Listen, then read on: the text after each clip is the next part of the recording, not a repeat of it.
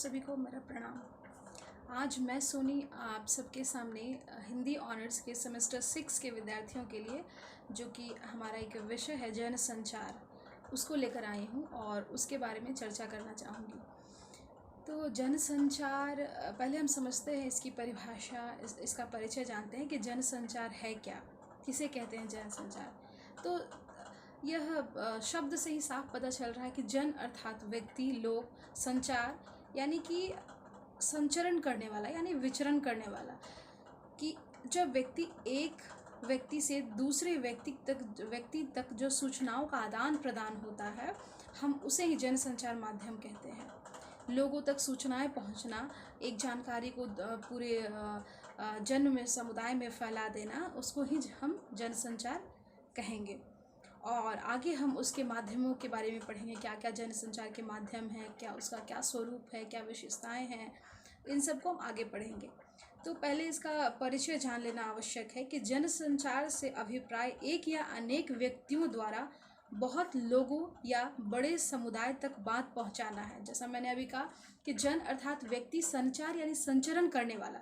जब हम सूचनाओं को एक व्यक्ति से दूसरे व्यक्ति तक पहुंचाते हैं या फिर एक स्थान से दूसरे स्थान तक पहुंचाते हैं जहां कि हमें सभी प्रकार की सूचनाएं प्राप्त हो जाएं, तो उसे ही हम जनसंचार कहेंगे। और अगर इसके प्रकार को ले लिया जाए तो मुख्य रूप से इसमें जनसंचार में 2 प्रकार आते हैं। इलेक्ट्रॉनिक माध्यम, अगर इसके माध्यम की बात करें तो मुख्य रूप से 2 प्रकार के माध्यम है, इलेक्ट्रॉनिक माध्यम और प्रिंट माध्यम अर्थात छपे हुए रूप में। तो किस प्रकार और किस रूप में हमें सूचनाएं मिलती हैं वह हम आगे देखेंगे। तो पहले इसकी परिभाषा को जानते हैं कि किस किस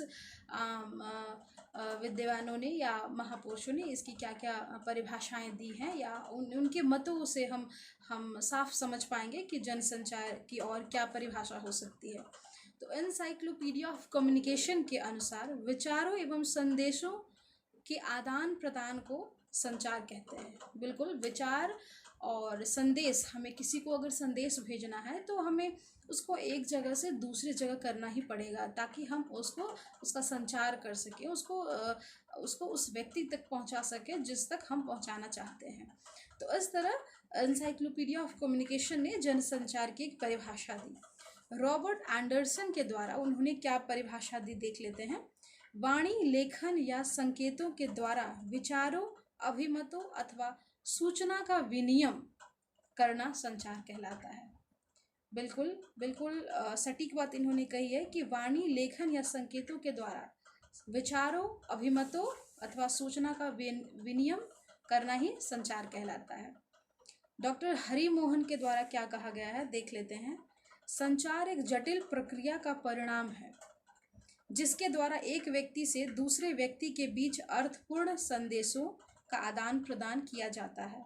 ये अर्थपूर्ण संदेश भेजने वाले और पाने वाले के बीच एक समझदारी या साझेदारी बनाते हैं। बिल्कुल सही बात है।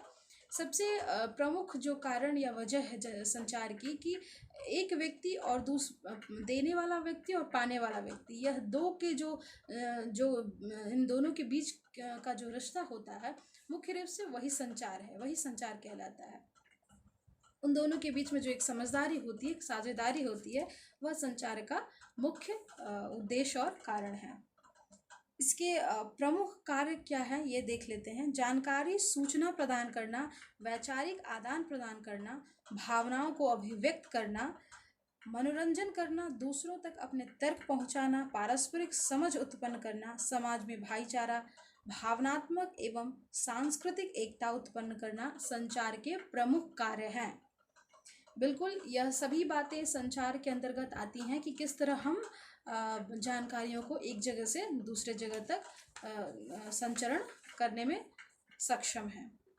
अगर हम इसकी स्वरूप की बात करें कि जनसंचार के क्या स्वरूप हैं या किस तरह के इसके प्रकार हैं, या किन किन माध्यमों के द्वारा, किन किन स्वरूपों के तहत ये काम करता है, तो मुख्य रूप से इसके 2 स्वरूप हैं, परंपरागत माध्यम और आधुनिक माध्यम।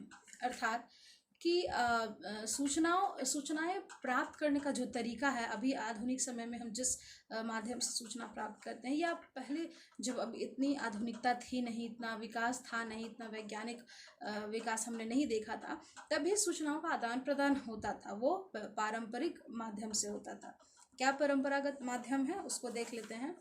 तो परंपरागत माध्यम यानी कि पहले जब हम देखते थे कि बड़ी बड़ी अभी भी ये चीज़ें होती हैं, लेकिन पहले जब आधुनिक उपकरण नहीं थे तब इन सब माध्यमों का इस्तेमाल किया जाता था। पहले बड़ी बड़ी जनसभा लगाए जाते थे, या जिस तरह का आयोजन कुछ भी होता था, तो वह आयोजन या सभा का मुख्य उद्देश्य होता था कि अपनी बातों को लोगों तक या जन जन तक पहुंचाना। तो वह परंपरागत माध्यम का एक तरीका था, एक माध्यम था।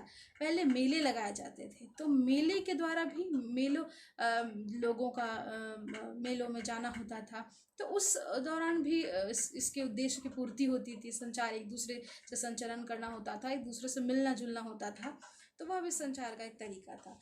पोस्ट ऑफिस जो कि अभी भी है, लेकिन ये परंपरागत बहुत पिछले कई वर्षों से चली आ रही है, और पोस्ट ऑफिस के द्वारा हमें अगर एक दूसरे को खत भेजना है, एक दूसरे के हालचाल के बारे में जानना होता था, तो हम पोस्ट ऑफिस में पत्र लिखकर, आज की तरह हम टेलीफोन या मोबाइल फ़ोन से बातें नहीं कर पाते थे, एक दूसरे को देख ना सुन पाते थे, तो इस तरह के दूरदर्शी माध्यमों का इस्तेमाल किया जाता था। और दूसरा है आधुनिक माध्यम। आधुनिक माध्यम से साफ, जैसे कि नाम से हमें पता चल पा रहा है कि आधुनिक माध्यम यानी कि वह माध्यम जो आज हम प्रयोग में ला रहे हैं, जिनकी वजह से हम एक दूसरे को देख पाते हैं, सुन पाते हैं, और एक दूसरे से कनेक्ट यानी कि संबंध बनाए रख सकते हैं। तो आधुनिक माध्यमों में जैसे आज का टेलीफोन हो गया, टेलीफोन तो खैर थोड़े पहले से भी चली आ रही है, लेकिन उसको आधुनिक माध्यम में हम रख सकते हैं। मोबाइल फ़ोन हो गया, या सिनेमा, आज का जो सिनेमा है, जिसको सिनेमा देखकर हम जो कुछ सीख लेते हैं, उसको देखते हैं, सुनते हैं, समझते हैं, तो वह भी एक आधुनिक संचार का माध्यम ही है। सिनेमा के माध्यम से लोगों में अगर देश राष्ट्र के प्रति कुछ संबंधित अगर फिल्म या सिनेमा बनी होती है, तो उसे देखकर हमें राष्ट्र भावना हमें जागृत होती है। तो फिल्म का जो मुख्य उद्देश्य होता है, वह हम सबको साझा कर, हम सब में एक जागृति की भावना पैदा कर, वह उद्देश्य फिल्म का पूरा हो पाता है। अभी के जितने भी सोशल मीडिया प्लेटफॉर्म हैं, व्हाट्सएप हो, ट्विटर हो, इंस्टा हो, जितने भी, फेसबुक हो, तो यह सभी संचार के माध्यम ही हैं। इसको बताने की ज़रूरत नहीं कि आज किस प्रकार हम आधुनिक संसाधनों और संचार माध्यमों का इस्तेमाल कर ऐसा प्रतीत होता है जैसे कि हम बिल्कुल भी दूर नहीं हो, पास पास हों और अपना कार्य करते हैं। तो इस प्रकार आज की जो आधुनिक संचार माध्यम है, भले अभी ज़्यादा प्रसिद्ध हो गई हों, लेकिन पहले प्राचीन काल में यह सभी माध्यम उपलब्ध नहीं थे, तो हम परंपरागत माध्यम से एक दूसरे से जुड़ते थे, एक दूसरे तक अपनी बातों को रखते थे, जानकारियाँ पहुँचाते थे। तो यह सब जो हो गई वह आधुनिक माध्यम के अंतर्गत आते हैं। और अगर हम आधुनिक माध्यम को भी देखें, तो उसके अंतर्गत दो बातें आती हैं, यानी कि पहला है कि मुद्रण संचार माध्यम। मुद्रण संचार माध्यम, या उसको हम प्रिंट मीडिया भी कह सकते हैं। हमें सूचनाएं दो प्रकार से मिलती हैं, या तो उसको हम लिखित रूप से पढ़कर जान या समझ पाते हैं, या फिर सुनकर। तब ये जो प्रिंट मीडिया है, यानी कि जो हम अखबार पढ़ते हैं, हम किताबें पढ़ते हैं, पत्र पत्रिकाएं होती हैं, उन सब के द्वारा जो हम तक सूचनाएं पहुंचती हैं, उन सब को पढ़कर हमें जो जानकारी मिलती है, हम जो समझ पाते हैं, तो वह सब प्रिंट मीडिया यानी कि छपे हुए रूप में जो हमें सूचनाएं प्राप्त होती हैं। तो प्रिंट मीडिया यानी कि आधुनिक संचार का एक प्रकार हम कह सकते हैं, प्रिंट मीडिया है। उन सब के अंतर्गत ये सारी सूचनाएं हमें सूचना का एक प्रकार से संचार का माध्यम है, जिसके तहत हम सूचनाओं और जानकारियों का आदान प्रदान कर पाते हैं। दूसरा प्रकार इसमें आता है श्रव्य संचार माध्यम।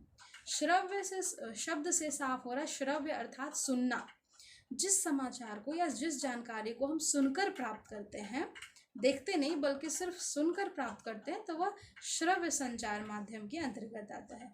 जैसे कि इसमें हम ले लेंगे मोबाइल फ़ोन से हम लोग सुनते हैं। जब लाउड स्पीकर कहीं बज रहा होता है, कहीं भी गाने बज रहे होते हैं, तो उस टेलीफोन, तो उस माध्यम संचार में जिस प्रकार के माध्यम का इस्तेमाल होता है, वह श्रव्य संचार माध्यम कहलाता है। और तीसरा जो एक है वह है श्रव्य दृश्य संचार माध्यम, जिस माध्यम से हम देखकर अथवा सुनकर दोनों प्रकार से अभिभूत होकर जानकारियों को प्राप्त करते हैं, सूचनाओं का आदान प्रदान करते हैं, तो वह श्रव्य दृश्य संचार माध्यम कहलाता है। जो कि यह भी एक आधुनिक प्रकार का, आधुनिक समाज में चल रहा है, आधुनिक प्रकार का माध्यम है। श्रव्य दृश्य संचार माध्यम में आ गए जैसे फिल्म, सिनेमा मुख्य रूप से श्रव्य दृश्य संचार माध्यम का एक प्रकार है। सिनेमा के माध्यम से हम देखते हैं, हम सुनते हैं, और उसके तहत ही हम सूचनाओं का आदान प्रदान कर पाते हैं, या उसके तहत ही हम जानकारियों को प्राप्त कर पाते हैं।